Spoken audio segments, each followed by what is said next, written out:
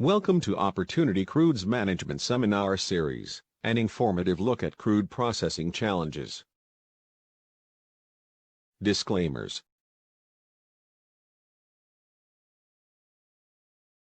The purpose of the OCMS series is to provide refiners with the latest information in processing opportunity or price-advantaged crudes, such as heavy sour oil, oil sand bitumen, light tight oil, and highly acidic crudes so that they can make better decisions in light of a volatile oil market.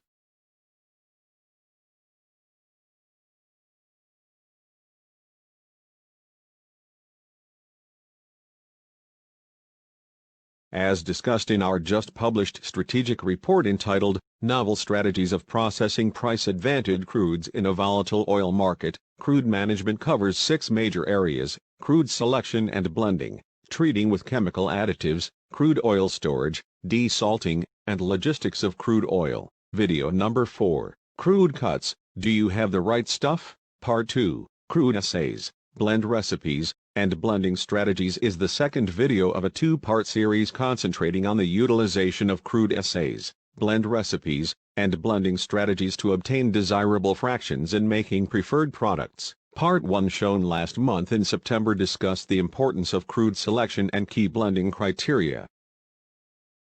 Navigate oil market uncertainty and supply disruption in refining at the 6th Opportunity Crudes Conference in Houston, Texas in the U.S. from October 22 to the 24th, 2018. The theme of the conference is Crude Disruptors, Accelerating Changes in Global Refining. Higher oil output and refining price advantage. Domestic light tight oil has benefited international oil majors and U.S. independent refiners in the first quarter, respectively, according to just-released earning results. Unfortunately, the good news will end soon, as the oil market is going to enter an uncertain time since the price rout in mid-2014. A dark cloud is forming as driven by 2 formidable forces: geopolitical risks and changing supply-demand fundamentals. Change is not new in the refining world, but disruption of crude sources could significantly upset overall refinery operations in terms of crude management, processing, and product quality and volume. Our attendees will learn from conference speakers and network with colleagues on how refiners can navigate present market uncertainty and crude supply disruption by devising better business strategies, finding ways to increase operational flexibility, and adopting new technologies to turn challenges into opportunities. As in our previous meetings, this conference is expected to be highly productive and rewarding because of excellent speakers, timely theme, well-organized agenda, and stimulating atmosphere to encourage exchange of ideas. 5 topical sessions in 2.5 days include: Session 1, Global Oil Market Outlooks, Geopolitics, U.S. Pro-Export Policy, OPEC Strategies, Peak Demand. Session 2, Challenges and Opportunities in Oil Trading, Exports, Imports, and Infrastructure Logistics. Session 3, Crude Contaminants, Incompatibility, Blending Strategies Amid Changing Feedstocks. Session 4, Flexibility of Light Tight Oil Processing and Bottoms Upgrading to Make Products in Demand. Session 5, Big Data Analytics and Emerging Adoption of Internet of Things in Crude Selection, Management, and Refining. In this celebrated biennial meeting, you will meet colleagues from many companies around the world.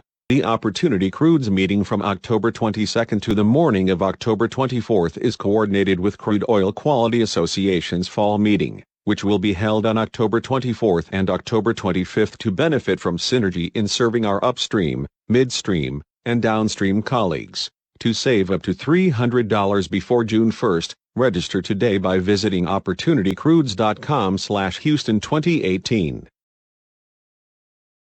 Here is a preliminary agenda for the 6th Opportunity Crudes Conference. Lingering low prices since the market rout began in mid-2014 have motivated many refiners around the world to buy more price-advantaged heavy and lighter grades on the spot market and try to blend them together in order to create so-called look-alike crudes that are similar to what they have been processing. Despite economic incentives, these crudes often exhibit dumbbell properties, such as higher proportions of light ends like gasoline, lower-value heavy products like fuel oil, and asphalt with lesser fraction of valuable middle distillates, and other undesirable qualities for refiners. While refiners have blended different types of crude together for many years, oil price volatility have led some refiners to venture out to new crudes for better price and hopefully higher profit. These first-time events have created a lot of challenges. For many refiners, the concerns go beyond crude refinery mismatch to make products in demand. Equipment failures, unit shutdowns, and even safety problems have been reported, resulting in lost profit opportunities. Anticipating and preventing this mismatch as well as solving potential problems of the crude cocktails involve a thorough understanding of the crude properties that contribute to these setbacks. Oil market volatility has prompted global refiners to switch crude types more frequently based on prices of spot cargoes availability, truly giving a meaning behind the term opportunity crudes, which can be light sweet, medium sour, or heavy oil. Price-advantaged crudes available on the spot market can be very rewarding for a refiner as long as it can handle such special buys. This is because crude purchases represent as much as 80% of a refinery's operating expenses. Therefore, sourcing cheaper crudes is a paramount refining strategy in achieving good margins and maintaining business. According to Italian energy company Eni's World Oil and Gas Review 2016 published in November 2016, among all the grades as defined by the API gravity and sulfur content, the global production in 2015 was dominated by medium and sour, which had the largest production share of 39.6%, followed by light and sweet at 18.5%, medium and sweet at 10.5%, and heavy and sour at 9.0%. The table shown on the screen compares the global crude production of various grades from 2000 to 2015. The production share pattern is the same as what was reported in Eni's 2005 report. In terms of production growth, the highest rate was seen with ultralight or condensate at 131%, followed by heavy and sweet at 66%, light and medium sour at 44%, medium and medium sour at 39%. Heavy and sour at 34%, heavy and medium sour at 30%, and medium and sour at 15%. On the other hand, there was no significant production increase in light and sour and medium and sweet, and there was a slight decline in light and sweet.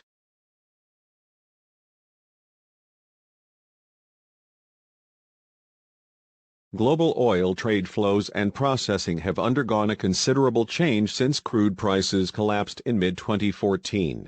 Major global factors include the U.S. lifting export ban in December 2015, the return of Iranian oil after embargo in January 2016, OPEC and some non-OPEC producers' decisions to reduce oil output by 1.8 million barrels per day since January 2017, political and supply security decisions by Eastern Europe to veer away from Russian crude. Also, an insatiable demand for oil to fuel global economy and a shift in fuel consumption have also been driving factors. The following news showed that refiners around the world are looking for crudes from afar to save money. In many situations, refiners are willing to try something new that has created a lot of challenges and uncertainties in blending and subsequent processing.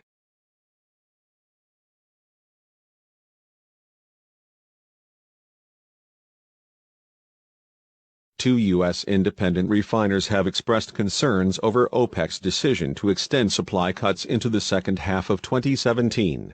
One of the refiners' senior vice president warned that the extension of OPEC's supply cuts could create supply concerns within its refinery network later this year. In 2016, the refiner processed approximately 300,000 barrels per day of OPEC crude, including 217,000 barrels per day coming from Saudi Arabia. The other refiner's senior vice president of supply said that OPEC's expected move to keep supply cuts in place through the end of the year will limit the availability of heavier barrels on the U.S. Gulf Coast. The U.S.'s sanctions on Venezuela does not include oil import. State-owned PDVSA's crude shipments to a U.S. independent refiner have fallen by more than two-thirds this year due to crude quality problems. According to Reuters trade flows data, Venezuelan heavy crude flows to the refiner's 247,000 barrels per day facility in Texas, falling from 105,000 barrels per day in January 2017 to 1,000 barrels per day in June, because of the drop in crude delivered from Venezuela. The refiner is said to have bought a number of Angolan grades for delivery to its plant in August 2017. Sources also said that PDVSA has reduced shipments to its U.S. subsidiary in order to catch up on deliveries to a Russian oil firm. As a result, PDVSA's shipments to the refiner are likely to be below 120,000 barrels per day, down from the 230,000 barrels per day stipulated by the company's supply contracts. This has prompted the refiner to turn to Canada for heavy oil.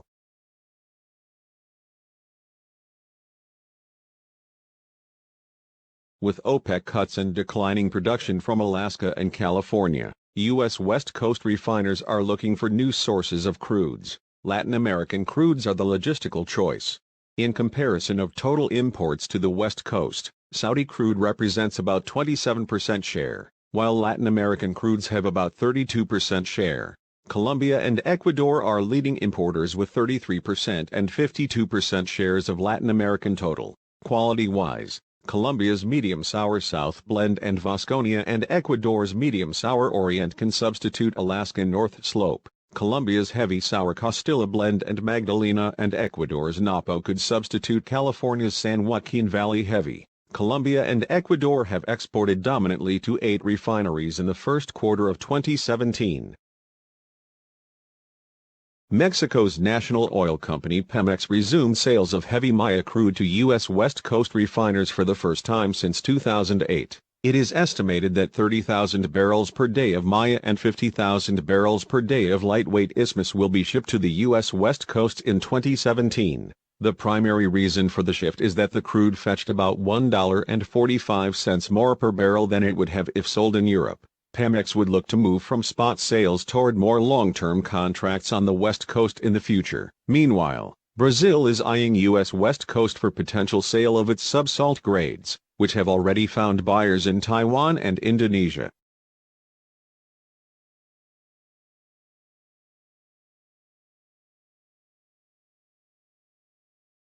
As exports of crude from Venezuela to its Latin American neighbors continue to drop, more African barrels are starting to flow into the region and is expected to continue in the near future, with African countries such as Angola and Nigeria losing U.S. market share as a result of the ongoing shale boom. Producers were looking to other markets to offload supply. The light, sweet nature of African grades is preferred by the less complex refineries in Latin America, along with the cheaper price. This makes African grades attractive to Latin American refiners. In August 2017, Mexican-owned state oil company Pemex was in talks with oil producers in the Atlantic Basin to swap a portion of its heavy Maya production in exchange for a lighter, sweeter crude that would be a better match for its refineries. Pemex domestic refineries ran at only about 57% of capacity in the first half of 2017, partially due to the unsuitability of heavy domestic crude. More diverse crude slate would allow the plants to increase output of distillates to 60 to 70%, up from 50% at present. By the end of 2017, Pemex expects to be processing about 1.0 to 1.1 million barrels per day.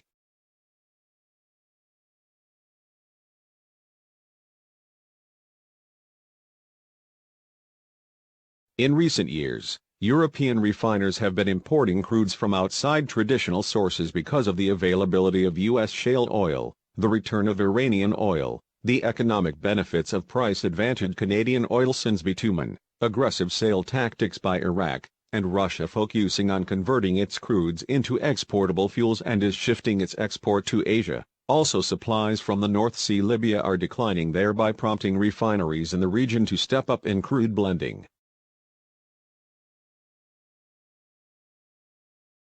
After lifting the export ban, the U.S. has been sending approximately 73 million barrels or 135,000 barrels per day light tight oil, West Texas Intermediate, and domestic sweet to Western Europe from January 2016 to June 2017. The leading destination was the Netherlands. A UK refinery has diversified from North Sea crudes and instead purchased crude from North and West African countries.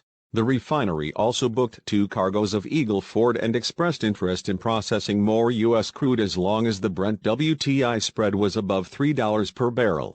Poland's second-largest refiner said on September 4, 2017 that it had received a cargo of Hibernia crude from Canada and was in talks with American partners to obtain a mixture of oil types that would best suit the needs of the refinery. At present, the company sources about 75% of its crude from Russia. Hibernia is light and sweeter than the Urals crude that the company imports from Russia.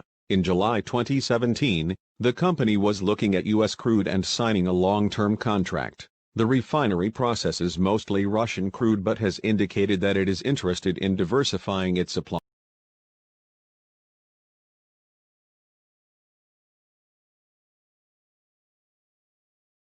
Asian refiners now have more complex refineries and are becoming increasingly bold in terms of buying and blending a variety of crudes from around the world while they invest in new plants to satisfy insatiable fuel demand and diversify sources.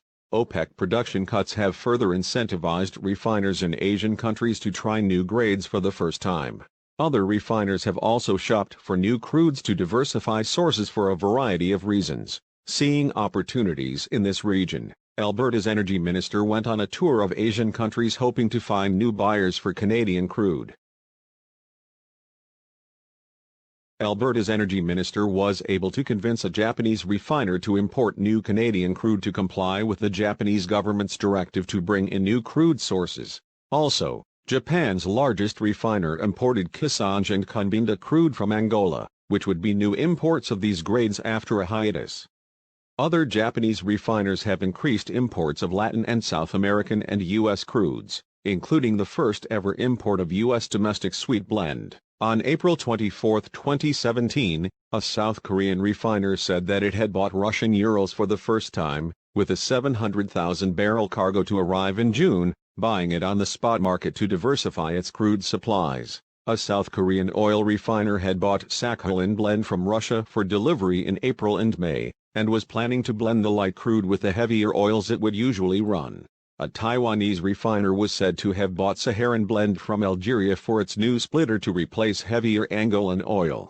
Chinese refiners are expected to add almost 2 million barrels per day of new refining capacity over 2016 to 2020, even though many refineries are still not equipped to handle a higher proportion of light sweet crude.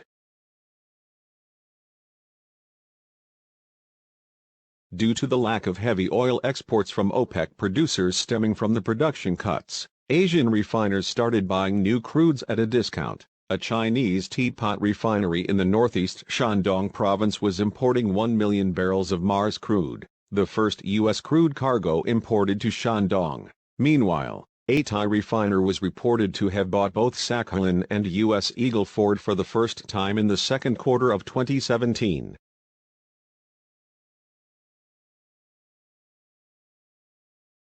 Oil tanking Mogs Saldinha Limited, a joint venture between oil tanking and Mogs, announced in February 2017 that it will build a new crude storage and blending facility in Saldinha Bay, South Africa. In its first phase, which will come online in the first half of 2018, the terminal will be equipped with 8 tanks with a total combined capacity of 8.8 million barrels.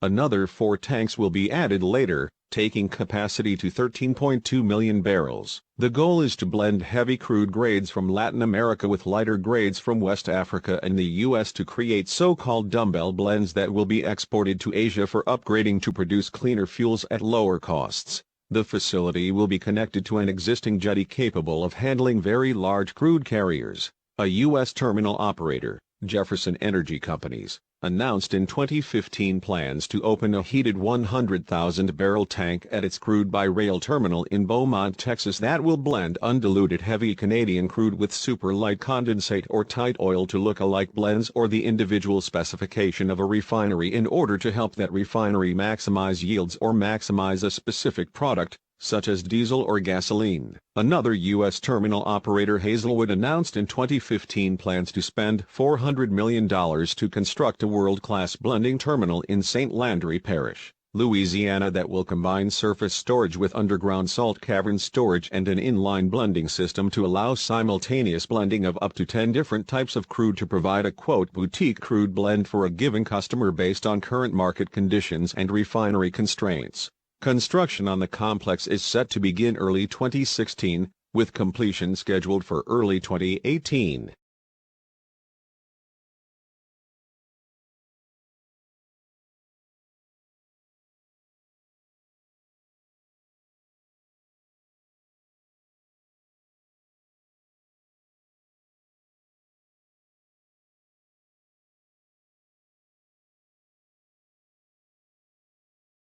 According to Argus Media as of December 2016, sources say that foreign buyers of U.S. crude have shown a marked preference for West Texas Intermediate or WTI that is not blended with other grades, especially domestic sweet from Cushing, a grade that could price the NYMEX light sweet contract but is a blend made of a mix of very light shale oil and heavier Canadian crudes, making it both less desirable and less consistent. According to one source, if consistency of quality remains an issue, it may make sense for light Louisiana sweet or LLS to serve as a benchmark for U.S. crude export. This crude is unique in which it must also meet quality specs before loading into a pipeline as well as undergo stricter specs, which also include metals content, microcarbon residue, etc. Sellers should already have experience blending this crude with both domestic and imported oil. Many of these issues with crude blends can be avoided using optimized blending, which can help minimize incompatibility problems, stabilize process operations, and improve product quality.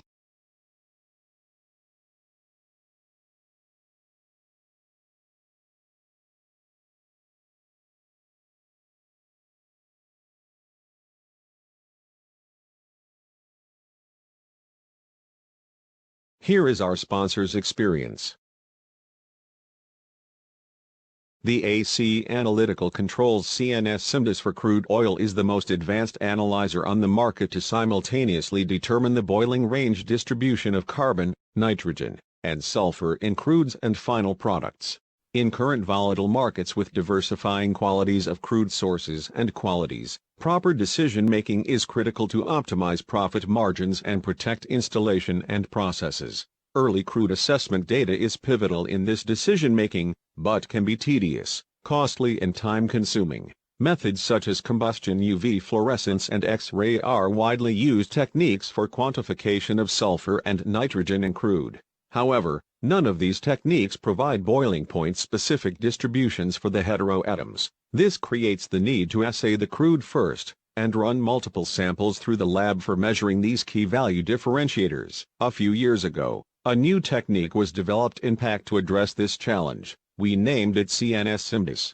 Adding sulfur and nitrogen-specific detectors to a high-temperature simulated distillation analyzer leads to a 3-channel HT SIMDIS that provides complete hydrocarbon, sulfur and nitrogen boiling point distribution data in less than 30 minutes, without any need for extensive sample preparation.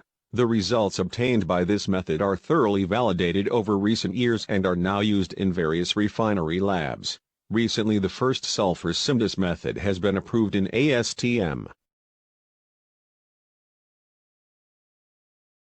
CNS SIMDIS data has a better distillation efficiency than the standard 15 plates in D2892, and thanks to the CNS-specific software it is extremely powerful in reporting. It reports total sulfur and total nitrogen in ppm, percent recovery, TBP boiling point plots, percent off reports for carbon, sulfur and nitrogen, and various other typical SIMDIS parameters. Different studies have proven CNS data to compare with conventional techniques such as UVF or X-ray for sulfur and nitrogen. A DHA front-end analyzer may be added for crudes with very light ends as per ASTM D7900. Providing even better accuracy and precision for very light samples. CNS SIMDIS combines the typical robustness and precision associated with gas chromatography with specific detection, and the ability to simulate boiling point over a very wide range. It delivers unique and actionable data addressing some of our most critical challenges very early in the process, and therefore is an essential tool in the refining process and refining R&D labs. Making quality-based decisions on the selection and blending of crudes can be difficult for refiners in today's volatile price environment, because only a limited number of properties of crudes may be measured in the field, such as the basic API and sulfur content typically provided. This may not be enough information for unconventional crudes that may produce a very different yield despite a similar API and sulfur level. These differences can cause different yield profiles, decreased equipment performance, and off-spec products. The quality of crudes coming into refineries is continually changing for a number of reasons. In a given oil field, wells mature and crudes from different wells are blended. Changes and variation in the API of Forties from the UK, Eagle Ford from the US, and Canadian diluted bitumen blends can occur for a variety of reasons. In addition, there is uncertainty in quality for Canadian heavy crudes when arriving to the refinery due to the natures of the recovery, upgrading, and transport processes that get them there. In order to avoid these problems, one option for the refiner is to run complete assays on every batch of crude. In addition to the software for managing crude assays, commercial software programs are available for identifying suitable crude blends. Several programs develop blend recipes using assays for the individual crudes by using assays already in the program's database or entered by the user to meet the final blend properties specified by the user. In particular, some programs also allow the refiner to explore the possibilities for creating so-called look-alike blends of newer crudes that are suitable replacements for traditional crudes. Here are some of the commercial offerings. Additional information on these companies' programs can be found in our just-published strategic report entitled Novel Strategies of Processing Price-Advantaged Crudes in a Volatile Oil Market. Here is our sponsor's experience. The MOD 4100 crude oil analyzer from Odkin is configured in accordance with customers' request to provide online data about the density, the salt content, the viscosity, the water content and the content of hydrogen sulfide. Today refineries must be flexible to give immediate responses to changing markets of crude oil prices and suppliers, and the shifting global demand from gasoline towards middle distillates. To be competitive, refineries must maximize their refining margin by maximizing the utilization of low-cost opportunity crudes in the CDU feedstock. Prices of crude oils are determined by their quality, as can be seen in the upper table. Increasing the API increases the price, others lower the price. Online process analyzers come to guarantee that the crude blend answers to its specification. The MOD 4100 and all included crude oil analyzers has been designed to measure critical properties, which are essential for smooth processing of crude oils, and, in preventing corrosion, such as salt, tan, sulfur, density, hydrogen sulfide, viscosity, water, etc. Instantaneous analyses of the blend when it is formed allows online and at real time to fine-tune the ratio of different crude oils in a blend, and ongoing maintaining its required quality, with maximizing the utilization of opportunity crudes to increase the refining margin.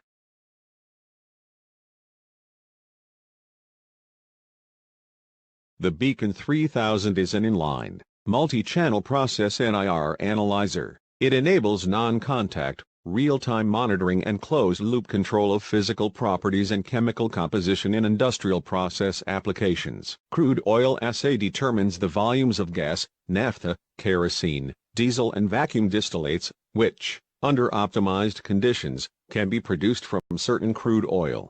Each crude oil has its own characteristic assay. Refineries must choose the distillation parameters as such that distillates are produced close to the expectations from the assay. This requires stringent control of the quality parameters of the distillates, being indispensable for online adjustment of process parameters. Remote sensing Beacon 3000 NIR process analyzers measures remotely multiple quality parameters of the distillates, from a distance of up to 3,000 meters or 2 miles away from the analyzer, utilizing standard communication optical fibers.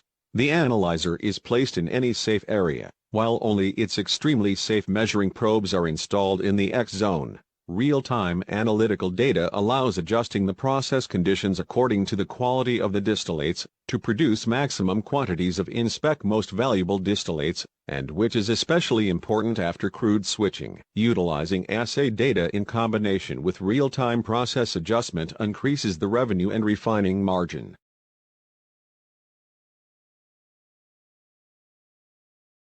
While keeping in mind all the requirements and concerns regarding crude blending, such as compatibility and processability, it is important to consider the factors that affect the blending equipment performance. The following table lists some important factors to consider when installing or updating crude blending systems.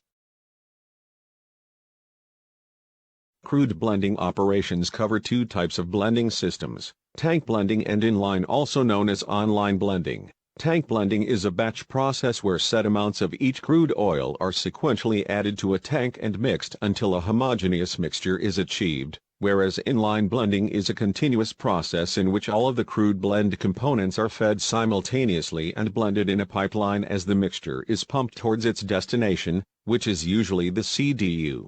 Production time per barrel of crude blend is reduced for inline blending relative to that for tank blending, and unlike tank blending, the product blend does not need to be stored in a tank, reducing the amount of storage tanks required. However, because process control for inline blending is critical, the process is more complicated in comparison. As mentioned earlier, inline blending is a complicated blending system that requires process control. Here is a non-inclusive list of tank and inline blending systems. Additional information on these companies' technologies can be found in our just-published strategic report entitled Novel Strategies of Processing Price-Advantaged Crudes in a Volatile Oil Market. There are several commercial programs to make crude blending a more automated and precise process. Here is a non-inclusive list of such programs. There are several major blending issues in refineries that need to be addressed. They are magnified conductivity, crude homogeneity, corrosion control via blending, compatibility, and others. In this seminar, we discuss the first three issues. Crude compatibility, which is a paramount concern when different crudes are mixed together, will be discussed in a separate seminar called "We Are Not Compatible." When two crudes are blended, undesirable crude properties, such as high conductivity, may be magnified. At a National Petrochemical and Refiners Association, now called American Fuel and Petrochemical Manufacturers, Questions and Answers meeting in the U.S., it was mentioned that conductivity has been known to increase for some crudes when blended with a less conductive crude. For example, adobe crude from Chad with a conductivity of 440 nanosiemens per meter at 90 degrees Celsius was blended with an Arab-heavy crude of conductivity nanosiemens per meter at 90 degrees Celsius. Crude conductivity can affect the electric grid potentials in crude unit desalters. High conductivity crudes may deplete or even short out the electrical potential, interfering with water coalescence and lowering desalter efficiency. Downstream of the desalter, the probability of fouling and corrosion increases as desalter efficiency decreases. Oil carryover and water carryover may also result. High calcium naphthenate crudes, such as Chad's Doba, are particularly likely to have high conductivities. Consistent, quality crude blends are important for avoiding process upsets, fully utilizing equipment, and allowing refiners to operate closer to maximum and minimum targets, thereby reducing quality giveaway. Reliable sampling of crude blends is important for ensuring consistency and quality.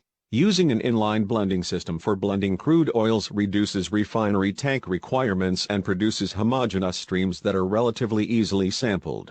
An advantage of inline blending is that the blend can be continuously monitored and adjusted as needed in a process called trim control. Although simple ratio control can be used to blend the streams, trim control can better account for variations in crude feeds by decreasing crude quality giveaway and resulting in considerable savings for the refinery. Although tank blending typically has a lower capital cost than inline blending, it is more difficult to obtain a homogeneous crude blend with tank blending and to get a representative sample of the crude blend. When using tank blending instead of inline blending, the crudes to be mixed should enter the tank at the same time, which would provide better mixing than adding the components sequentially. However, if the crudes must be added one at a time, the one with a lower concentration should be added first. Because of the difficulty in obtaining a representative sample, crude blend recipes often must overcompensate by targeting a crude above specifications to ensure that the blend meets specifications and will not need to be reblended. Additionally, while crude is sitting in tanks, It is advisable to use properly designed mixers in the tanks to keep the crude blends homogenized and prevent water from settling out and getting fed as a slug to the desalter, causing an upset. Mixing also counters layering due to the density differences of the crudes, helping avoid possible problems downstream. Blending high-acid crudes or HACs with lower-TAN crude oils can be a "somewhat reliable means of controlling naphthenic acid corrosion or NAC. The blending is aimed either to achieve a target TAN value, usually less than 1.5, or to provide sufficient sulfur to inhibit NAC. A Californian refiner has been reported to use a target of TAN at 1.5 in atmospheric column side cuts. Another refiner has blended Californian crudes having TAN values up to 2.5 with lower TAN crudes to achieve a target of 0.5 or less. The latter refiner indicated at a National Petrochemical and Refiners Association questions and answers meeting in the U.S. that this procedure had been followed for 5 years in a unit without high alloy that showed no indication of corrosion. While blending to a target TAN value does not require any capital expenditure, it is not an option for refineries with a single source of crude. Blending a HAC with a low TAN crude may reduce NAC in multiple ways. First and most obviously, it lowers the naphthenic acid concentration in the crude feed. Second, if the low TAN crude is lighter, blending reduces the wall shear stress, which also lowers corrosion. Finally, if the low TAN crude has a higher level of sulfur, it can inhibit NAC. The major drawback with crude blending to a target TAN is that there is no certain value that can be considered safe from corrosion. Even a crude blend with low total TAN can yield distillation fractions that have high enough acidity to cause corrosion problems. A solution to this problem is to characterize the acidities of the fractions. There are a number of companies that offer anti-corrosion additives.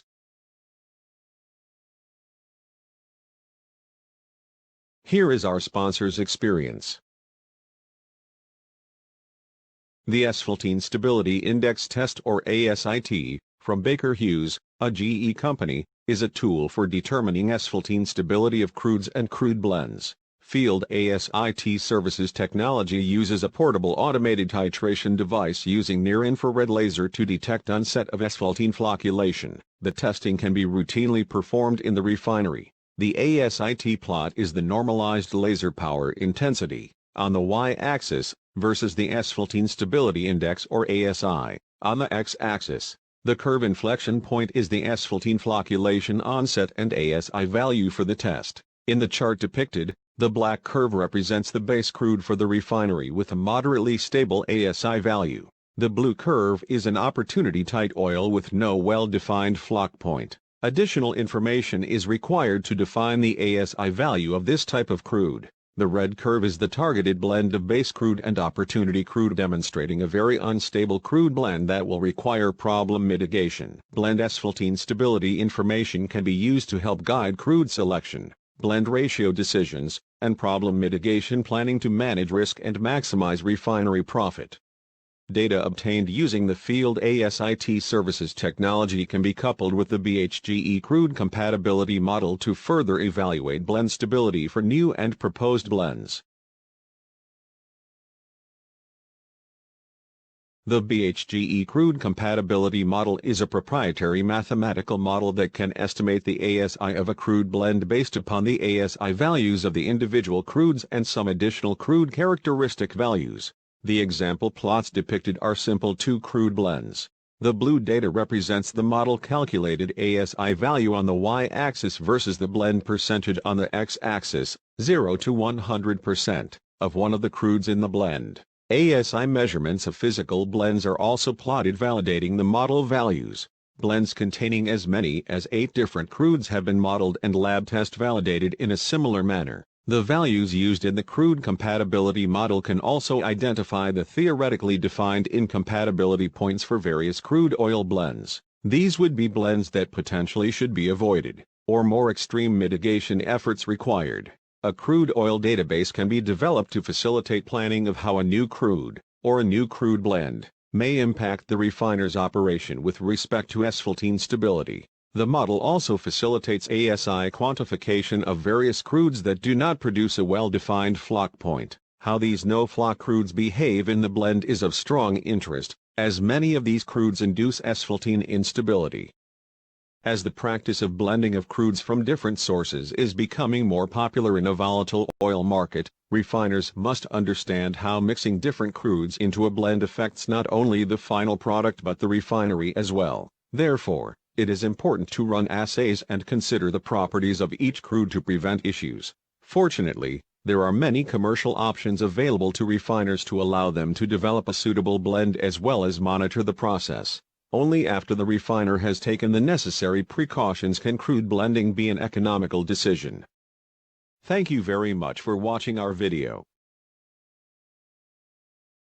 Join us in November for our 5th seminar, We Are Not Compatible, which will discuss crude compatibility concerns when blending a variety of grades.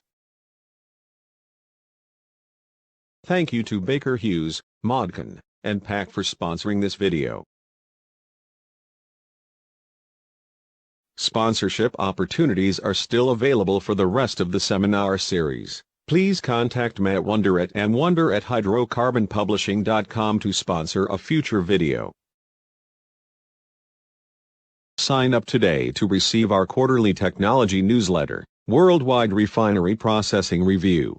Since it was launched in 1998, the review has become the most authoritative and comprehensive publication of the latest refining technologies around the world. The review monitors commercial technology developments and competition, plant operation improvements and troubleshooting, and R&D trends for all processing units, from the front end to the back end, in a single source. Each issue covers 2 technology topics with the following sections: market and technology trends and opportunities, state-of-the-art technology, plant operations and practices, refining R&D alert, worldwide installed capacity, recent construction activity and completed construction projects, latest refining technology developments and licensing. As shown in the table, this year's subscription will cover 8 topics, 2 in each quarter. Apart from an annual subscription of the review, individual quarterly issues and individual technology topics are also available for purchase. For more information, contact us at review@hydrocarbonpublishing.com. Your comments are appreciated. Please send your comments to info@opportunitycrudes.com so we can enhance the value of upcoming seminars. Here are upcoming crude oil quality events.